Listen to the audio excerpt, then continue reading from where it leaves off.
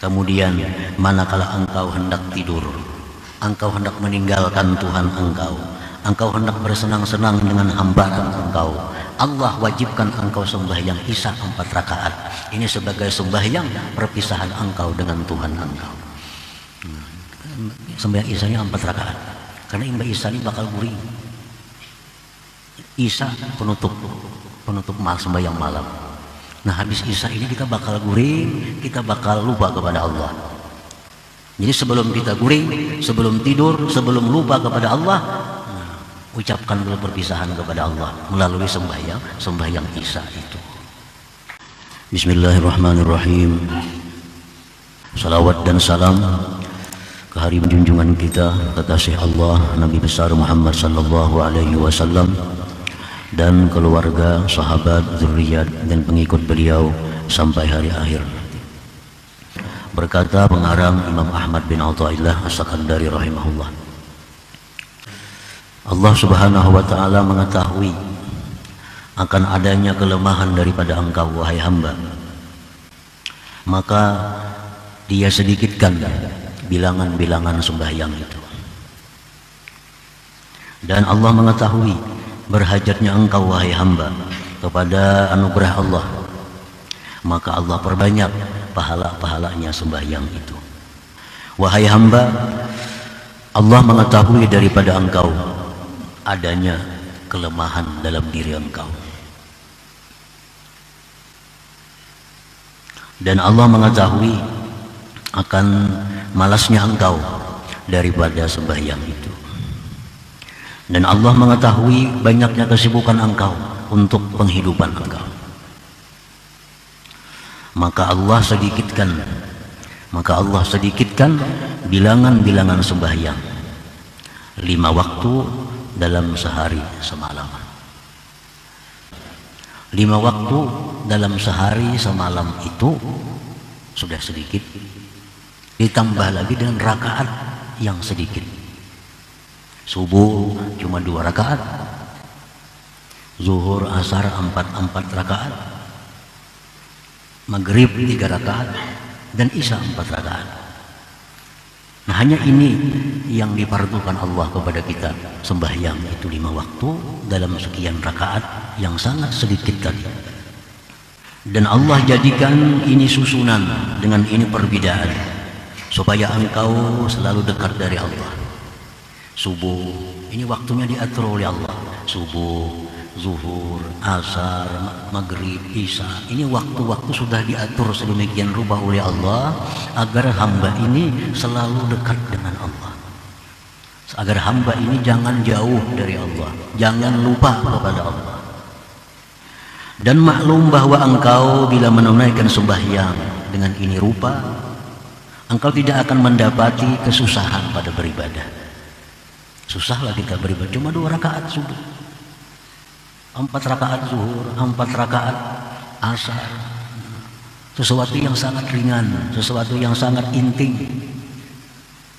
La tajidu ta'aban bil ibadah, kamu tidak mendapati susah pada beribadah itu. Walam tafutka maslahatul ma'isha, dan tidak akan luput akan engkau urusan kemaslahatan penghidupan engkau. Artinya yang sedemikian ini kadang mengganggu, tidak mengganggu kemaslahatan usaha engkau, tidak akan merusak aturan pekerjaan engkau. Orang jadi pegawai negeri dengan sembahyang yang sedikit ini tentu tidak akan mengganggu urusan kepegawaiannya. Bisa lawas nongkrong di warung 2-3 jam, ini merusak gawean kemudian kantor itu. Kalau sembahyang ini kan merusak. Zuhur cuma 4 rakaat, asar cuma 4 rakaat. Ini yang diminta Allah kepada hambanya. Walam tafutka maslahatul ma'isah, yang berdagang tidak akan merusak perdagangannya, tidak akan mengganggu kegiatan perdagangannya, hanya dengan 4 rakaat zuhur, 4 rakaat asar. Nah, para muhibbin rahimakumullah, jadi jumlah rakaat yang ditetapkan oleh Allah, subuh 2, 4, 4, 3, 4, ditambah lagi waktu-waktu yang ditentukan Allah, itu semua adalah mengandung rahasia dari Allah, mengandung kebaikan-kebaikan yang banyak kepada kita. Dan itu diketahui oleh arbabul qulub wal basair, diketahui oleh orang-orang yang punya mata hati dan penglihatan batinnya. Kenapa Allah mewajibkan subuh 2? Itu ada rahasia yang besar, yang kebaikannya untuk kita. Kenapa zuhur mesti 4? Itu ada kebaikannya. Nah, para muhibbin rahimakumullah. Wa fi Iqadhul Himam, dalam kitab Iqadhul Himam disebutkan, fa min lutfihi bik ayyuhal insan qallala a'dadaha ma'a sa'atiz zaman. Nah, setengah daripada kelembutan Allah dengan engkau wahai manusia, Allah sedikitkan bilangan sembahyang itu ma'a sa'atiz zaman, serta luasnya masa. Nah, kalau kita hitung maghrib misal 5 menit, 5 menit kali 5 cuma berapa menit? 25 menit. Sedangkan waktu diberi Allah dalam sehari semalaman 24 jam. Nah, jadi kalau lalu benar dan kada sembahyang ini durhaka benar lawan Allah, sangat durhaka kepada Allah. Dalam waktu 24 jam Allah minta cuma 20 menit menghadap Allah. Banyak yang kada sempat, banyak yang kada sempat. Ada yang sibuk dengan kantornya, ada sibuk dengan pertaniannya, ada sibuk dengan permainannya, ada sibuk dengan malasnya, ada sibuk dengan menganggurnya. Banyak yang melupakan Allah, dan Allah minta cuma sekitar 20 menit dalam waktu 24 jam. Bukan main luasnya. Dan lagi Allah, daripada lembutnya Allah, sembahyang yang 4 ini, zuhur, asar, isya, itu kalau dalam keadaan musafir bisa dibikin 2 rakaat, 2 rakaat lagi. Waktunya bisa diatur, diubah-ubah dalam keadaan musafir. Nah, juga kita bayangkan rahmat Allah itu. Mana sudah sedikit, didikiti Tuhan lagi pulang 4 jadi 2. Waktunya yang zuhur boleh dibawa ke asar, yang asar boleh dibawa ke zuhur. Nah, daripada mudahnya Allah, daripada lembut sayangnya Allah kepada hambanya, agar apa? Agar hamba ini jangan jauh dengan Allah, agar hamba ini jangan berpaling dari Allah. Karena bila hamba itu jauh dari Allah, hamba ini pasti akan rusak. Karena Allah itu sumber kebaikan, Allah sumber kemuliaan, Allah sumbernya kebahagiaan, Allah sumbernya ketenangan. Kalau kita jauh dari sumber itu, kita akan susah. Nah, jadi Allah itu menghendaki, mengingini agar kita ini selalu dekat dengan sumber ketenangan, dengan sumber kekayaan, sumber kemuliaan. Nah, maka Allah wajibkan kepada kita sembahyang itu. Allah menjadikan atas engkau sembahyang di awal siang, subuh. Subuh ini awal siang. Nah, sembahyang subuh itu dijadikan oleh Allah, diwajibkan kepada kita agar dijadikan sembahyang itu bentuk syukur kita kepada Allah, syukur datangnya siang. Nah, karena siang ini 5 asik, siang ini untuk penghidupan engkau. Nah, untuk menghadapi datangnya siang itu, Allah menyuruh kita untuk syukur dengan sembahyang subuh 2 rakaat itu. Nah, yang kedua, agar hari dimulai dengan ibadah. Agar hari itu dimulai dengan ibadah. Nah, yang ketiga, subuh itu menambal kelalaian kita di waktu tidur. Nah, kita berapa jam lupa kepada Allah dalam keadaan tidur. Nah, bangun salat subuh, ini subuh fungsinya adalah sebagai penambal dari lalainya kita kepada Allah selama tidur tadi. Nah, ini fungsinya sembahyang subuh itu. 1, syukur kepada Allah datangnya siang. Yang kedua, mengawali siang dengan ibadah. Yang ketiga, menutupi kelingahan, kelupaan kita kepada Allah di waktu tidur di malam hari tadi. Nah, maka itu subuh ini diletakkan oleh Allah di awal siang itu. Nah, para muhibbin rahimakumullah. Nah, kenapa Allah menjadikan subuh itu 2 rakaat? Di dalam kitab Hikmatut Tasyri' disebutkan, karena itu waktu subuh itu waktu kita masih malas. waktu masih malas, bangun guri, nah, masih ringkut lagi awal, mata korup-korup lagi. Nah, jadi Allah cuma mewajibkan 2 rakaat. Nah, dan lagi subuh sebagai pembuka. Nah, pembuka itu biasa kadang mau banyak, masih sedikit. Makanan pembuka aja. Wadah-wadah kan, buah-buah kan, langsung nasi. Ada mau biasa makanan pembuka tuh sedikit gitu dulu. Nah, kayaknya zuhur nang iyanya. Nah, itu 4 rakaat. Nah, ada sebagian ulama atau hukama yang menjelaskan demikian itu. Jadi orang yang tidak sembahyang subuh, orang yang tidak mensyukuri datangnya siang, orang yang tidak memulai harinya dengan ibadah, orang yang tidak menutupi kelalaiannya kepada Allah di malam hari itu. Karena fungsi subuh demikian. Allah jadikan atas engkau sembahyang di tengah siang. Allah wajibkan sembahyang zuhur. Itu antara lain fungsinya adalah memadamkan neraka yang dinyalakan untuk engkau. Nah, panasnya zuhur itu ujar Nabi min syiddati payhi jahannam, min syiddati payhi jahannam. Panasnya zuhur itu adalah merupakan bersangatan hembusan napasnya jahannam. Nah, padamkan jahannam itu dengan sembahyang 4 rakaat. Nah, para muhibbin rahimakumullah. Jadi orang yang meninggalkan sembahyang zuhur itu artinya orang yang nerakanya selalu bernyala untuk dirinya. Orang yang meninggalkan zuhur tentu orang yang sangat renggang dengan Allah. Sembahyang zuhur ini sembahyang yang sangat dirindukan. Sangat dirindukan karena Allah mewajibkan zuhur setelah 6 jam dari subuh.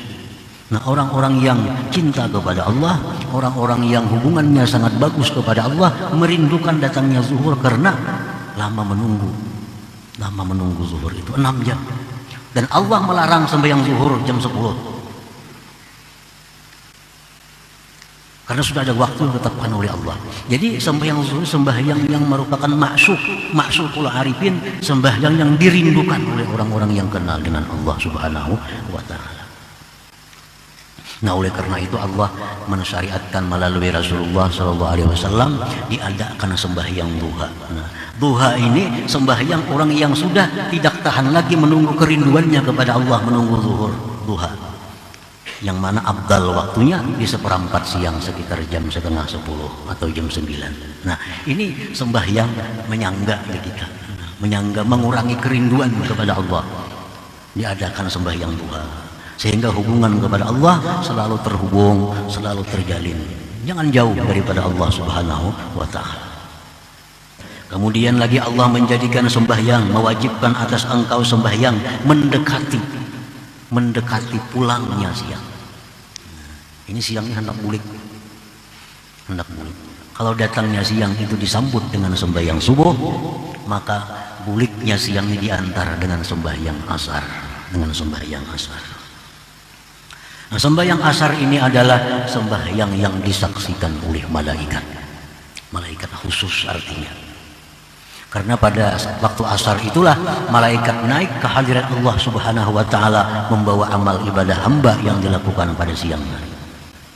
Nah, begitu malaikatnya naik kepada Allah, Allah yang Maha Tahu itu bertanya kepada malaikat, "Wahai malaikatku, bagaimana kau tinggalkan hamba-hambaku?" Malaikat menjawab, "Kami tinggalkan mereka dalam keadaan sembahyang asar." Nah, ini sembahyang yang disaksikan oleh malaikat. Nah, sembahyang asar ini menurut sebagian besar ulama merupakan sembahyang wusta, sembahyang yang paling afdal dari 5 waktu itu. Nah, sampai-sampai ada hadis Nabi yang mengatakan bahwa orang yang ketinggalan sembahyang asar ini adalah orang yang dihabiskan segala-galanya. Ini sembahyang asar. Artinya orang yang meninggalkan sembahyang asar ini mau berbuat apa saja. Ada orang membunuh anaknya,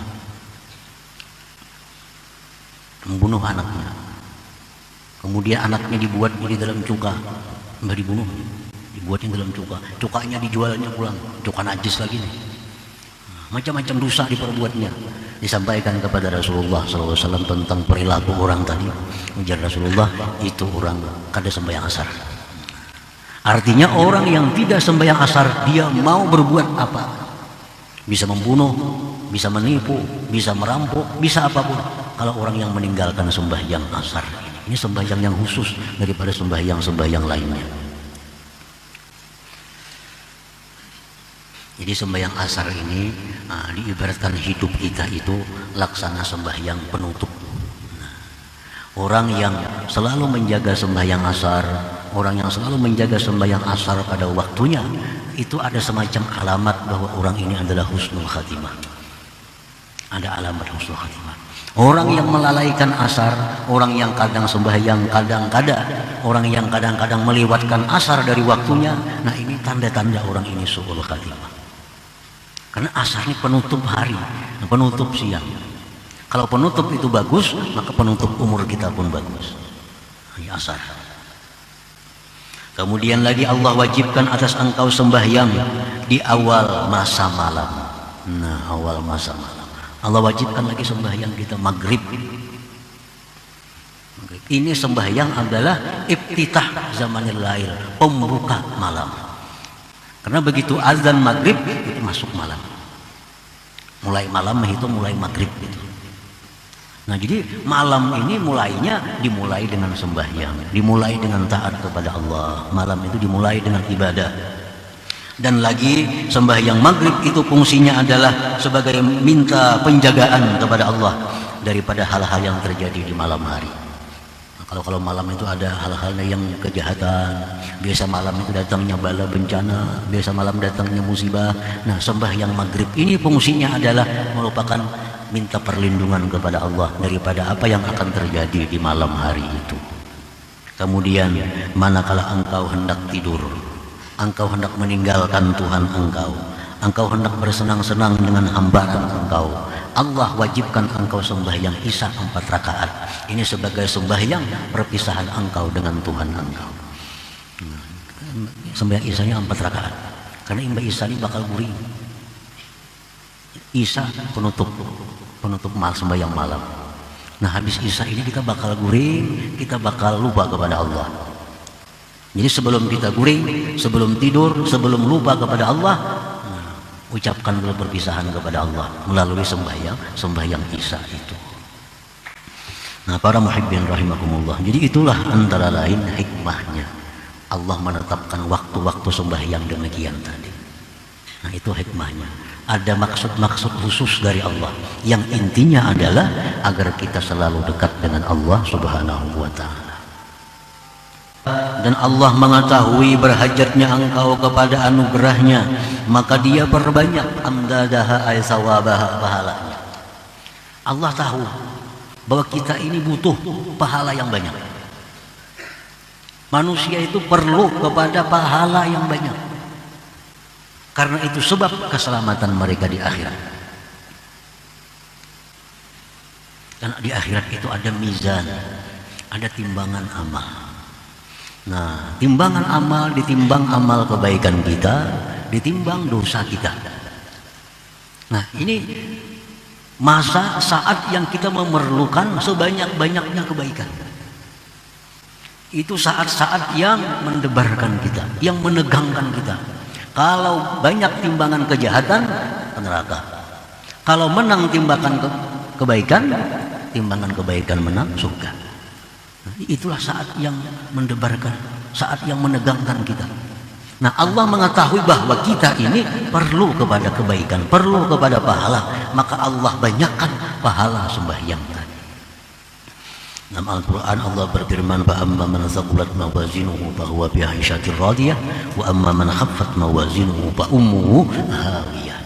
Orang yang berat timbangan kebaikan walaupun sazarrah, artinya ini kebaikannya ini sedikit atau banyak, sedikit banyaknya, cuma banyak kebaikan. فَهُوَ فِي عِيشَةٍ رَاضِيَةٍ, dia akan hidup dalam keridhaan, dalam kesenangan. Wa amma man khaffat mawazinuhu, orang yang ringan kebaikannya walaupun sedikit, lebih banyak kejahatannya, fa ummuhu hawiyah, dia kembali ke neraka hawiyah. Nah, jadi kita sangat perlu kepada pahala dan Allah mengetahui itu, maka Allah perbanyak pahala sembahyang itu. Nah, para muhibbin rahimakumullah, Allah jadikan tiap-tiap sembahyang itu dengan 10. maka dia 5 pada kenyataannya, tetapi 50 pada pahalanya. Sembahyang itu 5 kali aja sehari, tapi pada pahalanya sama dengan 50 sembahyang. Nah, bila sembahyang tadi berjamaah, sembahyang berjamaah, maka itu menjadi 25 kali. 25 kali ganda, 25 kali lipat ganda. Ditambahkan, dilipatkan 10. Fasarat mi'atain wa khamsin fi kulli shalah, maka jadilah tiap-tiap satu sembahyang itu berjamaah nilainya 250 kebaikan. Nah, kan satu kali sembahyang 10. Nah, ditambah kalau berjamaah 25. Nah, 25 kali 10 berarti 250 satu waktu. Nah, 5 waktu berarti 1250. Nah, itu kalau sembahyangnya berjamaah di tempat yang biasa. Kalau sembahyangnya berjamaah di tempat yang mulia di Masjidil Haram, nah tambah lagi pulang 100.000. 100.000 kali ganda. Sembahyangnya di Masjid Nabawi ditambah 1000 ganda. Nah, ditambah lagi sembahyang berjamaah, imamnya pulang imam orang yang mulia, lipat ganda lagi pahalanya. Nah, kehebatan imam ini menentukan banyaknya pahala. Makin imamnya orang yang baik, pahala makin banyak kita mengikut di belakangnya itu. Sebagaimana hadis Rasulullah SAW, as-salah khalfa maghfur ghafarallahu. Sembahyang di belakang orang yang diampuni oleh Allah, di belakang pun diampuni oleh Allah. Kalau sembahyang di belakang orang yang dimuliakan oleh Allah, imamnya orang mulia, di belakang pun jadi orang yang mulia. Nah, makanya imam itu dipilih. Kan dalam agama ada pemilihan imam.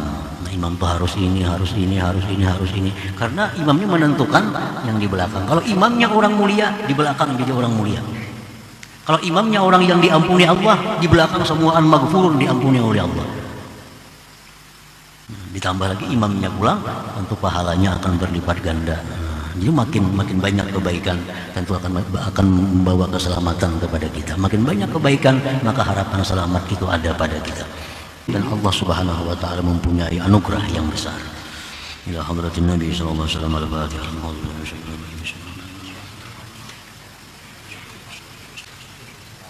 صراط الذين أنعمت عليهم غير المغضوب عليهم ولا الضالين.